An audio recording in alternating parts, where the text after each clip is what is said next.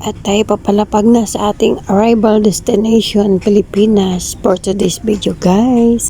Ang inyong Bernie's Journey nasa travel pa. Kaya tara na guys, simulan na natin ang ating journey mula Abu Dhabi Airport.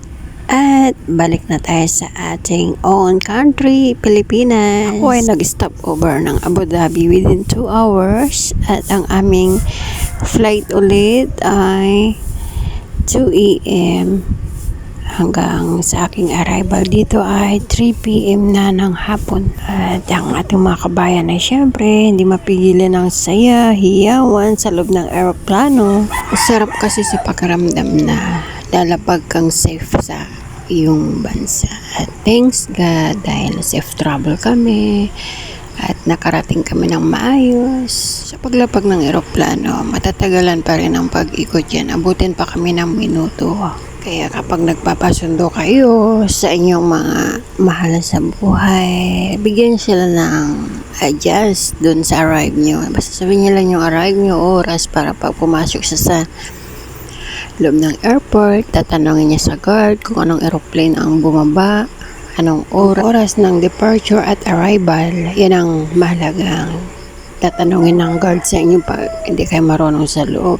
Tanong kayo sa guard. Or andun naman sila sa monitoring screen board. Makikita nyo kung anong eroplano yung mga papalis, anong oras, anong eroplano yung paparating. Kaya naman sabihin nyo na lang doon sa susundo ang exactly departure at arrival nyo para mabilis na lang niyang tanongin sa guard. Dahil magkaiba ang waiting area ng dito sa NAIA sa may Parañaque at NAIA dito sa may Pasay. Dito sa may Pasay maganda kasi nasa loob ka ng mall, pwede kang mag-ikot-ikot, pasyal at doon ka lang, antayin mo na lang yung dumating mong hinihintay. Kasi sa Parañaque, alam ko may waiting area dyan. At ituturo sa inyo ng guard kung sa'yo kayo banda maghintay. Kagaya sa Pasay. Sa Pasay maganda. Maganda dun magsundo sa Pasay talaga. Hindi ka mainip dahil marami kang maikutan.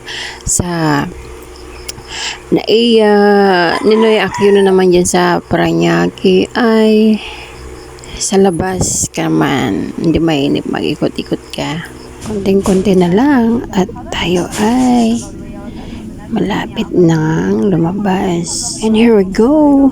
We reach our final destination guys. And again, thanks be to God. Thanks be to God for our safe flight. Dito nga pala ako nag-arrive sa NAIA Terminal ng Pasay, Manila. After releasing ng stamp passport natin for exit, dito na po tayo sa claim baggage. At dito ka na naman matatagalan sa paghihintay ng iyong luggage. At ang tagal ko ang naghintay dito guys kasi ako ata yung nauna yung mga bagahe. Kaya sa pagbaba, yung bagahe mo ay mapupunta sa huli. Kaya tiis ang paghihintay.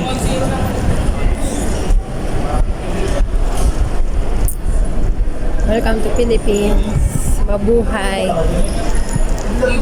Tayo na ikukuha ng pushcart para sa malalaking bagahe natin.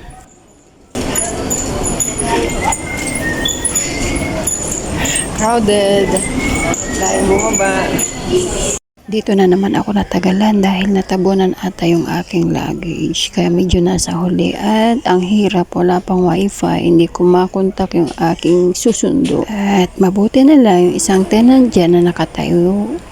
Ay kinonik niya ako at pagkakuha ng luggage ko ay binigyan ko na lang siya ng tip kasi kawawa. Diyan na rin kasi yung kumuha ng aking mga luggage dahil nga gawa ng daming tao. Hindi makasingit yung pushcart. Tinuro ko na lang para bigay niya sa akin. Dito ako natagalan sa pag-claim ng luggage dahil nasabayan namin yung 60 OFW na galing Israel. Lahat ng bagahe nila ay inuna pinagkaisa dahil chine-check ng mga uwa. Nung nag-stop over ako sa Abu Dhabi, doon ko na lang sila nadatnan. Dahil habang nag-aantay tayo ng oras, syempre nakipagkwentuhan din tayo sa mga kabayan natin. At ayun na nga, may mga nakausap ako sa kanila na galing Israel at sabi nga niya 60 daw silang inilikas ng OWA. At ang galing dahil doon pa lang sa Abu Dhabi ay inuuna sila yung pinapriority ng OWA, unahin, pinagsama-sama. Bago yan sila nag-exit ay nipon-ipon muna sila lahat. Paglabas pa lang namin doon sa lodging, may mga kamera na pong nakabang doon. At paglabas mo rin pala dito ay marami din silang nakaabang sa gilid. At doon din sa kabilang gate, meron din palang nakaabang. Sa paglabas ko ay naghanapan kami ng pamangkin ko dahil siya lang yung sumundo sa akin na tinawagan ko. At ito na nga siya guys, umikot pa dahil gusto din niyang makita yung mga cameraman kanina. Nakita din video, pala ingat ka, yung Bear. pagpasok niya, napansin niya na bakit daw ang daming Happy cameraman trip, sa Bear. labas.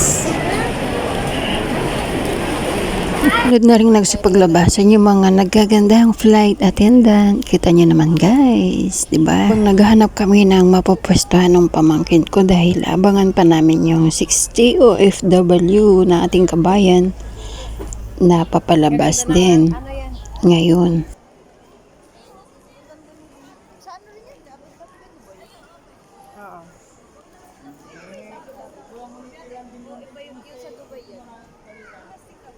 Emirates. Dito kami banda nakahanap ng maliwalas para makita silang papalabas. Kita nyo may cameraman. Dahil inaabangan nila yung 60 OFW na galing Israel na bumiyahe ngayon. Kasabay ko sila. At makikita nyo dyan may mataas na nag-guide sa kanila bago sila ilalabas. Sa paglabas dito sila ay nahuli. Dahil pinagkaisa sila lahat. Binilang, inasikaso lahat. Ang galing, di ba? Muli na naman po ako magpapaalam at magpapasalamat sa inyong walang sawang support. Ang inyong Bernice Journey. Ingat pang lahat and God bless us all. Bye!